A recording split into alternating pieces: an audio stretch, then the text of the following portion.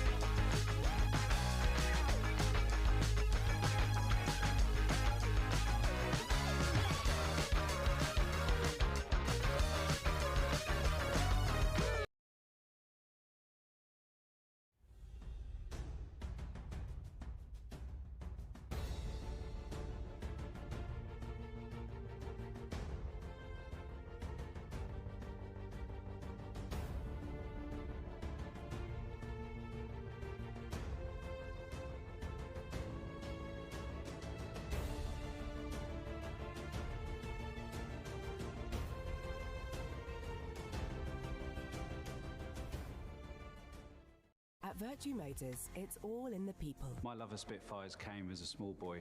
Working on Spitfires is a huge responsibility, and the same applies at work. I'm a Punjabi singer. I've got a passion for singing, and I always loved cars.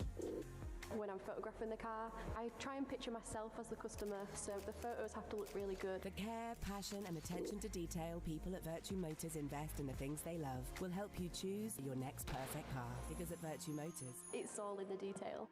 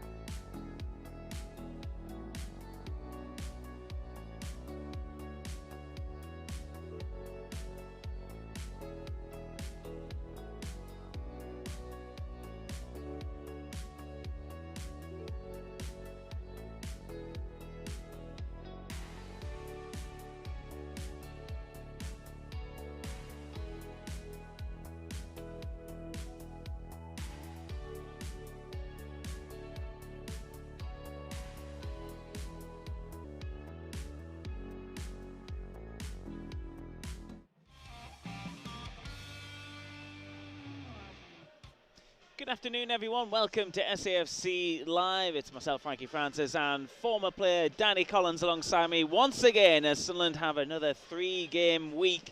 And we're hoping we can end Heroes Week with a win. We've been undefeated, Danny, but certainly the fans and the coaching staff will want a reaction from Wednesday night when Sunderland perhaps were below par. Yep. But we saw in the second half what we could do. Yeah, I think we had a good 20 minutes or so in the second half, but we didn't work the keeper at all, really. I think Patrick had one opportunity late on, half chance into sort of the side netting area, wasn't it, with the keeper making the save. But yeah, listen, when you're not at your best, and we are where we are, worst case scenario, take your points and move on. Last Saturday we weren't great at Queen's Park Rangers. We had a couple of opportunities, took the point there, took the clean sheet, and exactly the same on Wednesday night. And both games we didn't start well. Yep. You know, they had a couple of opportunities. Sam Greenwood should have put them in front again on Wednesday as well. But we get away with it to some extent. And as I say, you've got those 2 points on the road. We're back here this afternoon. They might look like good points at the end of the season. Exactly. If you take 3 today, 5 points isn't a bad return, especially when you go back to that previous 3-game week where we picked up all 9 points as well, with 2 away games in there as well. So, yeah, but listen, we're still in a great position. It feels a little bit flat because we've not been at our best. Obviously, 1 or 2 changes as well. We'll have a look at the highlights and made changes. We're 10 men for one of those games as well. Exactly, yes. I was going to say 35 minutes without Job in the Queen's Park Rangers game. So, yeah, there's 1 or 2 situations which have come about. But, yeah, moving forward, it's not a bad position to be in. OK, then, let's look at the positions on the pitch because Vergis has named his squad, and this is the Sunderland starting 11 and bench. And there's changes, perhaps expected ones from Wednesday. Yeah, I think if you look to Wednesday, I don't think anyone really expected, say, the amount of changes or perhaps the changes that they were. And for me, it wasn't so much the changes, it was perhaps the position. I felt sorry for Tommy. He's been waiting to get his opportunity. I thought he did good, though. I actually thought he'd done OK in the first half. I don't think the team helped him, really, because we didn't have any control on the game. I just want to ask you something on that as well, Danny, because obviously when you think about your dream debut, you come off the bench, you score a goal. That's not reality, is it, really? No, not at all, no. But no, from Tommy, he's been working hard. He's been doing things right in the 21s to get his opportunity to be in and around the first team regularly. And then you get your big opportunity. And Tommy loves to play off the left, like Romain, and obviously Wilson played there. He's been asked to go and play on the right, and people will say, well, he's a winger, he should be able to do that. He's naturally right foot. Yes, I get that. But we're picking Tommy Watson because he's been doing really well off that left-hand side. And he didn't even get didn't swap him really, didn't even have 10, 15 minutes go and have a change. Which I perhaps thought we could have done because we weren't great in the first half. And then 10 minutes after the break, 15 minutes, he got the hook. So I felt sorry for him in a way. Nothing to do with him as such, mate. And similar with Aaron Connolly. Yeah, 1 or 2 things maybe bounced off him, but starved of any real service. He had that one, didn't he? One opportunity where I think Trey Hume's done well, fired it in low. And Woodman's made a save with his legs. Hey, should we look through those highlights then, Danny? Then let's look back on Wednesday night's game down at Deepdale, of course. There was over 5,000 Sunderland fans made it. Great turnout, and that, just said there, didn't I? We didn't start well, and they should have been a goal up here, really. I mean, they've got to the byline. We switched off with the run forward. Fortunately for us, Greenwood gets it stuck under his feet, so then he has to have another touch, and then he doesn't catch it clean, and then another opportunity there, and it goes away for us, so we get away with that one. But they pressed us quite well. I thought they set up quite well for a team who was struggling. I thought they were quite physical, big, strong side. Stopped us playing. Listen, they went direct at times, but they've got some big units in the team, so why not use it? And they played a bit as well. They got it out to the wide areas really well. I thought they took risks at times. They played through us. 1 or 2 opportunities. We almost stole it off them, pressing them high. But once they broke through us, they were onto our back line, which was a concern. But credit again to the boys. You know, I've said there, I don't think Chris Metman was at his best on Wednesday. But he's come away with another clean sheet. Simon Moore as well. He had 1 save to make really at the end of the half. Other than that, he hasn't had too many saves to make. So we're sat here saying we weren't at our best, but then he hasn't had too many saves to make, Simon Moore himself, has he? No. Here's one of those now, what I'm saying, whereas, you know, they broke through us there. We haven't quite showed the clip where the keeper took a chance, but then they've got the ball forward, they recycle it here, ball out to the wide area, and see there, now we're not picking up there, we get away with it again. They're looking at each other, the lads. Dennis has to come off his man, he's off the back of Alan Brown. Unfortunately, fuck shot, isn't it? Yeah, sails past the post there, rather than similar to Job's last week against Oxford, where he went back in the opposite corner. He tried to do Simon Moore at his near post, but they were getting into some good areas. And I thought, you know, we played, for me, worse teams than Preston. I know they're having a tough time down the other end of the table, but I can see why they'll cause teams problems in the shape and the way they set up. Yeah, similar to the QPR game as well. Perhaps a false position for those sides we played this week. Yeah, I think Queen's Park Rangers, go back to that one. So even first off, I thought they started well, didn't they? And Elias Chair was getting on the ball, causing us 1 or 2 issues. They should have took the lead early on. And then second half, different game once Job got sent off, where we sat deep and then QPR weren't good enough to break us down with any clever play. They chucked a few hopeful balls into the box, which we managed to deal with pretty well. And here we go again. You see these types of patterns for me from Preston, which they'll have worked on the track. I thought I watched Watford last night. Thought Watford were excellent, by the way, up to 4th now. Yes, they won 1-0, but it should have been more comfortable than what the scoreline suggests for me in terms of that one. But just a couple of teams. That was the closest anyone came. Yeah, really. That's the one I was on about. His save there. Yeah, it's just comes up off Mepham. I didn't realise at the time. Yeah, you just see it by the rotations on the ball, really, can't you? And he has to get up there and make the save. Reece, wasn't it, with the shot? Reece, wasn't it, the big number 9? Yeah, you can see he's looking to set it into that top corner. Doesn't set it quite high enough, but it's a good save from Simon Moore, and he's had 3 clean sheets on the bounce, so you can't complain defensively. I think it's at 9 overall for Sunderland. I think it is. 9 out of 14. It's best in the league, isn't it? Yeah. But the issue is at this moment is creating opportunity. Listen, we've had 2 blanks at the top end of the pitch, and all the other games we've scored in up until then, so they come back to back. But we're not creating too many good opportunities. Go back to Queen's Park Rangers. Isidore had that one which sat up and Trey played him in, didn't he? Fired it past the post, and then Dan Neil off the post.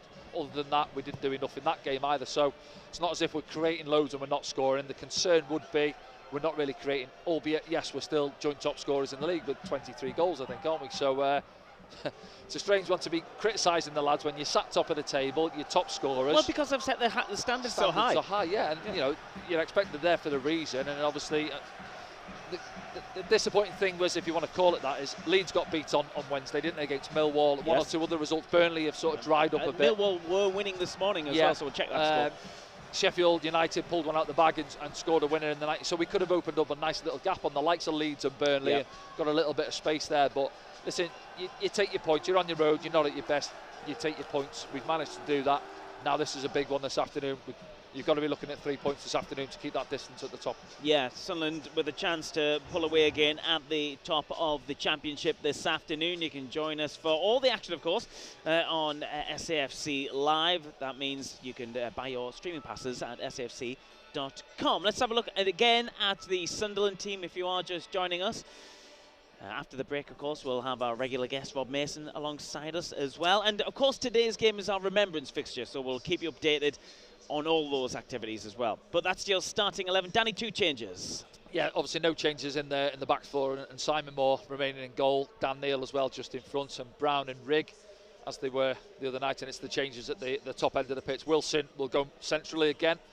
Remain coming back in on his favoured left side, and Patrick Roberts, what we're seeing towards the end of the game. And I know we made those changes in the second half, and we did get into the game a little bit more, especially Patrick, I felt, getting on the ball, trying to do his stuff. He had the one opportunity in the second half, but yeah, ultimately we didn't do enough to break Preston down, did we? But that's been the sort of tried and tested, really, hasn't it? Other than Joe, it's really. nice to have striking options these days, isn't it, Danny? Yeah, but I mean, look at the bench. If you look at the bench as well, Dan Ballard's on there, Meander on there. Obviously, Aaron Connolly. He'd have been disappointed the other night. The fact that he had very little to go on in the box, that one half chance at best, and then he came off as well. So he will have been waiting for that opportunity from the start.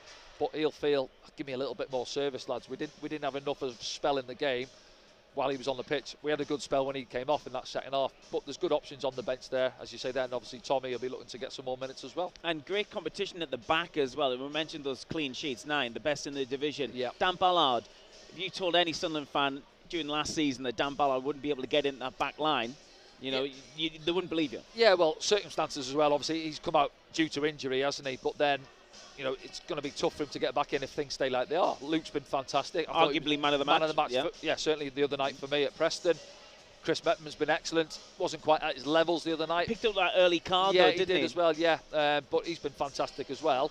And Dan's not daft. He's gonna know. You can't. How many times have I said you can't go knocking on the manager's door when the team sat top of the table? You make yourself look daft. You got to expect it, because Regis will just go, look, there's the table. We're sat top. Keep working hard. Circumstances can change, suspensions, injuries, and then you get back in. And if he does, takes the opportunity, then the shirt becomes his again. Yeah. But Dan Ballard, a fit Dan Ballard, and when he's at his best, walks into most teams in the Championship. Yeah, absolutely. Okay, we'll be discussing things a lot more when we come back after the break, including looking at the Coventry City side. We'll have a historical look back as well with our club historian Rob Mason, and just a general nice chit chat. Join us for that. Get your matches streaming passes right now, safc.com.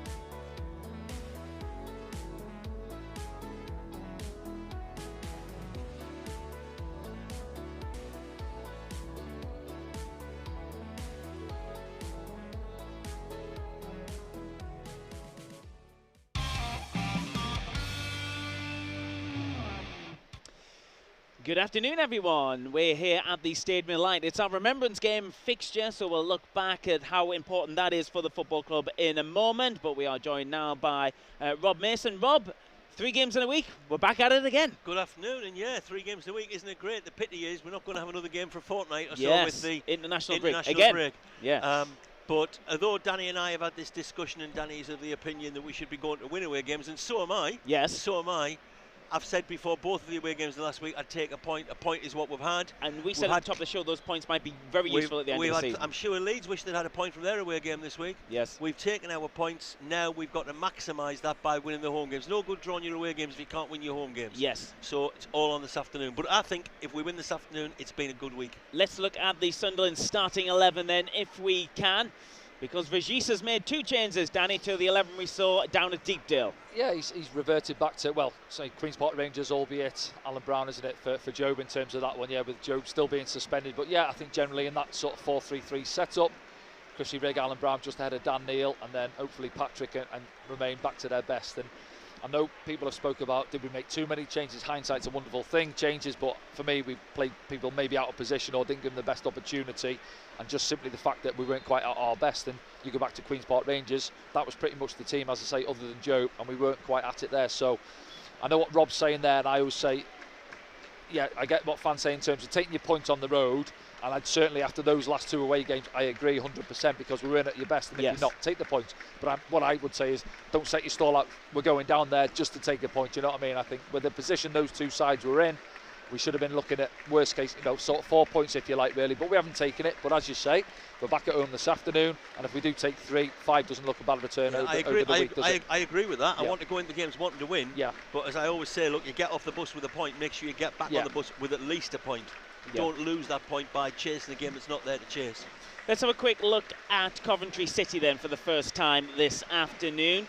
Now, they've had a turbulent week, haven't they, guys? They have lost their long-serving manager in Mark Robbins, the longest-serving manager in the EFL, I believe, as well in Mark Robbins. That might unsettle them. We could see a reaction.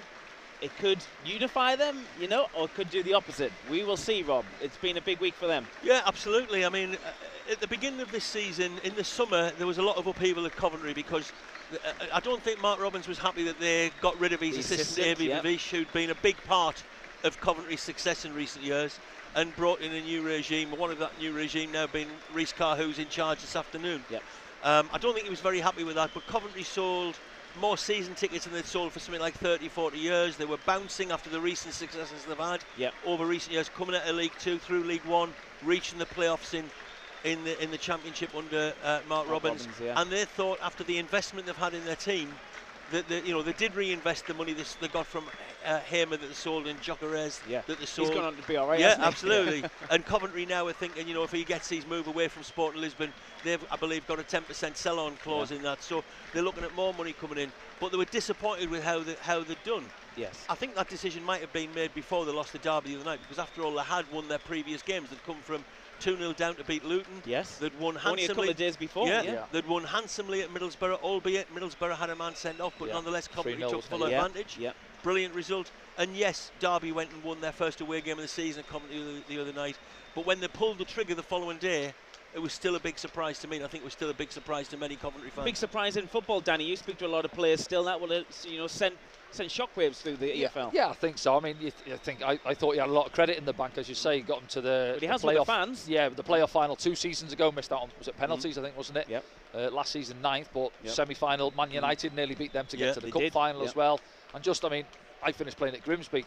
Mark Robbins was the manager of them in League 2 back then, and that's going back to 2019. Do you know what I mean? So he's took them up through the leagues, done a fantastic job, but that's football. You say you are surprised, but at the same time you're not surprised with what goes on in football. So I'm sure there'll be some takers waiting for him out there. Yeah, so Rhys Carr has made some changes this afternoon for Coventry. They've got a great strike line. Brandon Thomas Asante was great at West Brom last season, and had you right, he was a really good player as well.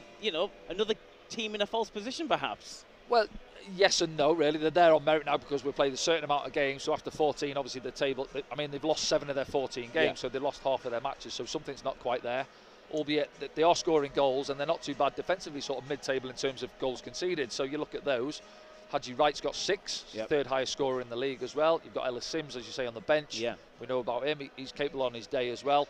Thomas Asante, handful at this level, albeit I think he got sent off against us last year, didn't he, at West Brom? Yeah. Late one on Dan Ballard. But yeah, so they've got firepower. Sakamoto as well, just in the pocket. Yeah. Dropped down to the bench this afternoon. So they have got players on their day. If they turn up and they get it together, they're going to cause you problems. Okay, it's our Remembrance fixture today, Rob. It's always well observed here at Sunderland AFC. It's got a poignant history as well, because in the First World War we lost players, didn't we, in fact? Absolutely, yes. And let's give a lot of credit, you might have already mentioned, let's give a lot of credit to the people who have put in many, many hours putting out all of the display materials that will provide a spectacular display of poppies and other remembrance materials, you know, just before kick-off. But yes, there were 9 players who'd played for Sunderland who lost their lives in World War I, including some very famous players such as Albert Milton, who 3.5 years before he lost his life had been a regular member of the Sunderland team that won the league championship and reached the FA Cup final, though he actually missed the cup final because he was injured.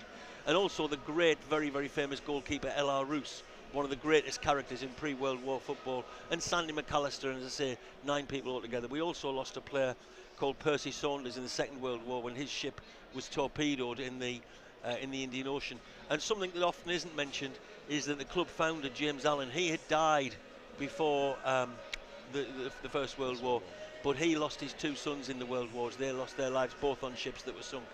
So yeah, a lot of people connected to the football club, and there were over 50 players who'd played for Sunderland who actually fought in the First World War, including people like Charlie Buchan, who's still the club's all-time league record goal scorer. And I should also mention, we're playing Coventry today, and there were 6 Coventry City players who also lost their lives in World War I. Okay, thanks for the historical context there, Rob. And also, over the years, there's been a bit of rivalry between these two sides, hasn't there? In controversial circumstances. Yeah, there is a bit of rivalry. Explain that to the younger viewers around the world. Well, we never, other than the odd cup tie, we never really played Coventry till the late 60s when Coventry were promoted to the top flight. And there was no big deal between Sunderland and Coventry until 10 years later in 1977, when it was a relegation battle. Sunderland had been absolutely, completely out of it at the turn of the year, and had a fantastic record in the second half of the season. At one point, after going 10 games without scoring a goal, we managed to score 16 goals in 3 games.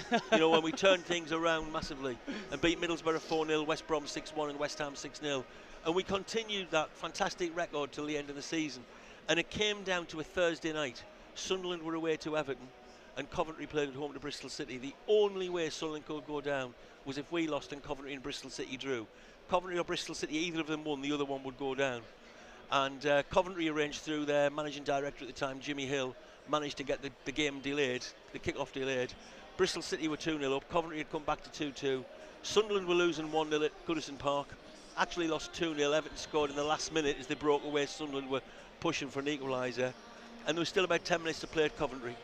And now, if they hadn't known the Sunderland result, both of them would have been going hell for leather to win the game. Yeah. And if that game had finished at a draw, it would have been Coventry that had gone down. Yeah. But Coventry they got their game delayed, flashed up the Sunderland score on the scoreboard, announced it over the tannoy.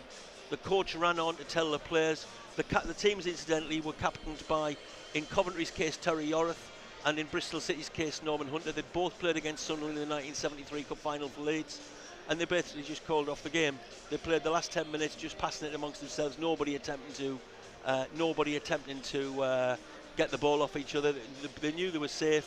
At the end of the game, Gordon Milne, who was Coventry, I think it was Bristol City's manager, had previously been Jimmy Hill's assistant manager at Coventry City. There's photographs of them sharing their bottle of champagne, rightly so, in the dressing room afterwards, as to celebrate them both stopping up. But from a Sunderland point of view, it left an extremely bad taste in the mouth that we'd been done. I've spoken to lots of the players who were involved in those games over the years, and generally, you know, people like Sean Elliott, who played for Sunderland, would say, if the boot had been on the other foot, would we have done the same? Probably. You know, probably. Yeah. But we might have owned up to it, whereas Coventry have always said, oh, no, nothing to do with us. Yeah. And then, of course, it happened again. Then, so if Sunderland had beat Everton, they'd have stayed up. If Sunderland had drawn, Everton would have stayed up. That's why you've got to take care of your own results, Rob. You can't rely on the other teams. What was I saying about taking a point from an away game? Eh? Exactly. No, that's why it's stuck with you since then, hasn't it? But then a few years later, the same thing happened again. Sunderland were relegated when we lost against Wimbledon in a game that was played at Crystal Palace at Selhurst Park when they were using their games. And that day, again, Coventry's kick-off was delayed.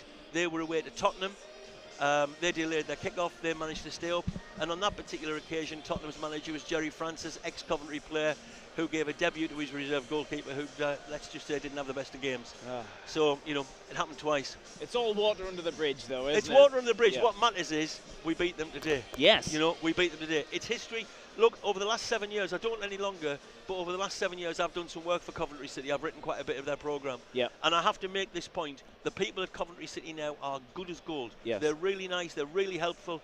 I won't have a word said against them. Yeah. What we're talking about is something that happened way back in 1977. It's in the history books. Yes. But that's the reason why there's a bit of an edge to Sunderland Coventry games. Yeah. It's gone too far. There's been trouble in the crowd. That's just completely bang out of order from anybody who gets involved in that.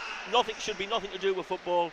What is to do with football, for all the fact I'm interested in the history, I'm always most interested in what's the next bit of history, and the next bit of history is taking, hopefully, 3 points this afternoon and going into that international break, still top of the table, Frankie. Yes, top of the league with Reg Lebris, as the song goes, and you've got a kind of French connection on the in your interpretation of the poppy. Courtesy of two of our best supporters, Audrey and Brian, who've left this for me before the game. They've made these particular poppies, and they've been involved in putting up the display materials over the last week or 10 days around the ground. Raise a bit for the camera. There it is. There we go. Got on the big shot. Thank there we you, go. Frankie. Yeah. So yeah, Audrey's made this particular poppy with a little, you know, French tricolor there. Yes. As a little nod to all the people in France who gave their lives in the war, and of course our French players, and most particularly the man who's got us top of the league. Regis, yes, he's doing a good job. Manager of the month again. What about that? That's pretty good, isn't it? Yeah, people talk about it being a curse, and obviously they've lost their manager, they bounce back and all that again. For me, that's no. Whatever happens on the pitch happens on the pitch. People look too much into that. Conspiracies, Rob. Well, listen, I'm never interested in the manager of the month or the player of the month. No. I'm interested in what the league position is when there's 46 games being played. You don't get anything for doing well in November. What you do get is points on the board that can help you in the final thing. Yeah. Let's not get carried. I mean, Roy Keane, I loved Roy Keane. Roy Keane, when he got the manager of the month, he wouldn't even pick the award up. He wasn't bothered. What he was bothered about, and I completely agree with him, what he was bothered about is not doing well this month, it's doing well every month. Consistency. Yes. You want to win a league, you want to get promoted, you have to be consistent. We've seen loads of teams who've been top of the league in November and finish halfway down. You've got to keep it going. Yes, let's have a quick look at the Sunderland squad again. If you are just joining us around the world, the Sunderland 11. Danny, take us through the changes if you don't mind. Yeah, we'll go through it. Yeah, Simon Moore remains in goal, as we said, with 3 clean sheets. Trey Hume, Chris Bepham, Luke O'Nien and Dennis Sirkin. Again, same back four. Dan Neal just patrolling in front of them. Alan Brown, Chris Rigg ahead. Hopefully give us a little bit more energy in the middle of the park this afternoon. Patrick coming back in his favourite position on that right-hand side, and Remain as well over on the left. And then Wilson back through the middle. Now, we haven't had the best of records in recent years against Coventry City. In fact, we are sitting, Rob, next to a person who was in the squad last time we beat Coventry City. Absolutely, that was way back, I think, in February 2007. We've played them 8 times since then. We've had some horrendous results, 3-0 at home and 5-4 at home defeats, for example. But yeah, Danny was around last time and a big part of the side the last time we beat Coventry. So I don't know if you can be quickly registered, Danny, but we might need to bring you on this afternoon. Let's keep that age down to in the 20s, low 20s. Yeah, it was Founders Week last week. Be careful, man. Yeah, you've got to be careful of all these kind of things. It's Heroes Week this week. Heroes Week this week. You know, what will it be next week? We just don't know. We'll find out. We'll find out next month, I guess. Okay, thanks for joining us, of course, here on SAFC Live. The atmosphere is building. It is our Remembrance fixture. We're going to bring you all the activity pitch side as well. Very soon, we're going to have the laying of the wreaths as well, where there'll be representation of past, present, and possibly future military personnel, as well as someone from the club, probably the owner, if he gets here on time. I understand his plane was delayed earlier today, so we're hoping he can get here early. He's taking after you, Danny. Yes, he is getting late. Yeah, you're right. So we'll bring you all those pictures here on SAFC Live, but that's it for the pre-game programme here with the Gantry with Rob. Rob, thanks for your company once again. Gentlemen. Get over to safc.com to get your streaming passes right now.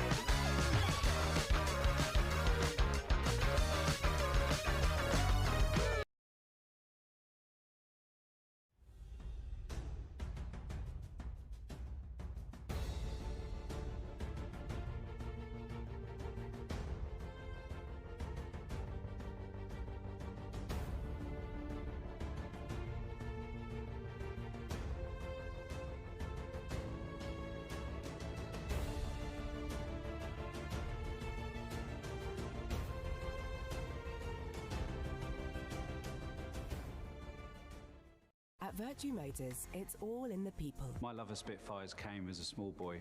Working on Spitfires is a huge responsibility, and the same applies at work. I'm a Punjabi singer. I've got a passion for singing, and I always loved cars. When I'm photographing the car, I try and picture myself as the customer, so the photos have to look really good. The care, passion and attention to detail people at Virtue Motors invest in the things they love will help you choose your next perfect car. Because at Virtue Motors, It's all in the detail.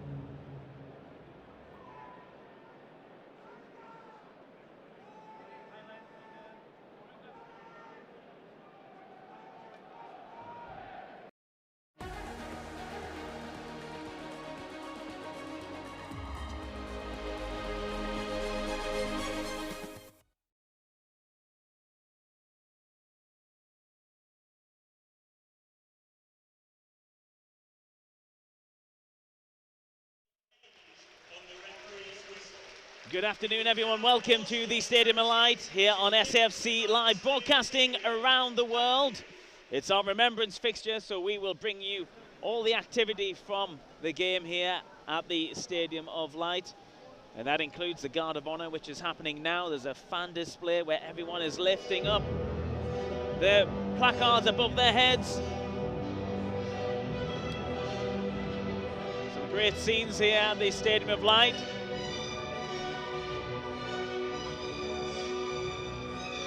We'll stay with these scenes if you are watching as well on YouTube. We're broadcasting, as we always do, the pre-game programme on YouTube.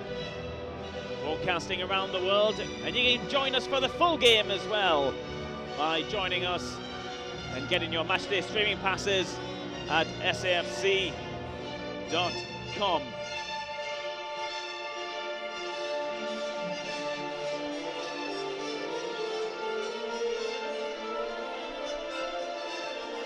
So Danny, we're just watching some of these activities. Obviously we will be observing them in silence, but in the meantime, Sunderland with a real opportunity this afternoon to go top of the, well, remain top of the league, but stretch them points again. Yeah, I think that's the key, isn't it? As we mentioned there, after those two, say, disappointing performances, but good results in a way, because when you're not at your best and you take the points, we've managed to do that.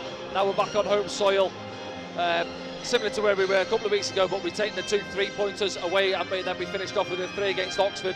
Well, we've got a match that this afternoon. Go out there, get the 3 points, and as you say, Frankie, just keeps that distance at the top of the table then, because everybody's waiting for us to falter, to slip up, and they'll feel it. Yeah, you look at those fixtures, Queen's Park Rangers and Preston on paper. We would have hoped to have taken 3 points from at least one of those. We haven't managed to do so, so we've got to capitalise this afternoon and make sure we pick up the 3 against a managerless Coventry City. Yeah, it's been a turbulent week for them. Hopefully Sunderland can take advantage of that. As the sides come out here at the Stadium of Light.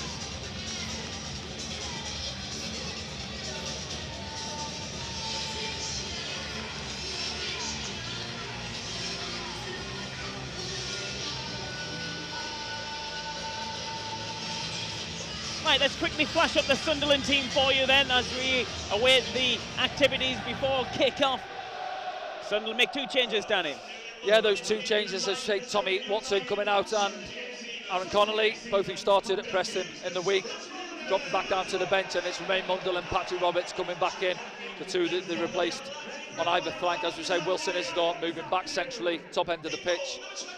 Alan Brown, Chris Rigg, Dan Neil in behind them, and that back 4, and Simon Moore, as it was, 3 clean sheets for Simon Moore, been excellent since he come in, retains his place. Obviously, we've seen Anthony Patterson before the game, just doing a bit of a session with the keeper coach, wasn't he, going through it, getting back to fitness, but, you know, Simon's come in, hasn't he, been fantastic, made a good save at the end of the first half at Deepdale on Wednesday evening. But it's that top end of the pitch which is a little concern at this moment in time, where we've not managed to score in the last 180 minutes. Yeah, that's true, Danny. What we saw in the game during the week as well, though, we got the balance right in the second half. Hopefully we'll be at it from the start with that. Yeah, I just think we just looked a bit lethargic getting out of the back. You know, you say you set your stall out first 10 minutes, and those 2 games we mentioned, the last 2 away games, we've been fortunate not to go behind early on. Yeah. You know, 2 minutes on the clock. The other night, Preston should have scored, really, and similar down at Loftus Road, wasn't it, with Queen's Park Rangers, they should have scored as well. So we got away with it to some extent, but then when we're having a spell in the game, on Wednesday evening we had a good 20-25 minutes or so in the second half where we regained possession, we camped in their half, but we didn't do enough with it in the top end. Thanks, Danny. We will now observe the activities here for Remembrance fixture here at the Stadium of Light, and we will follow the pictures here on SAFC Live.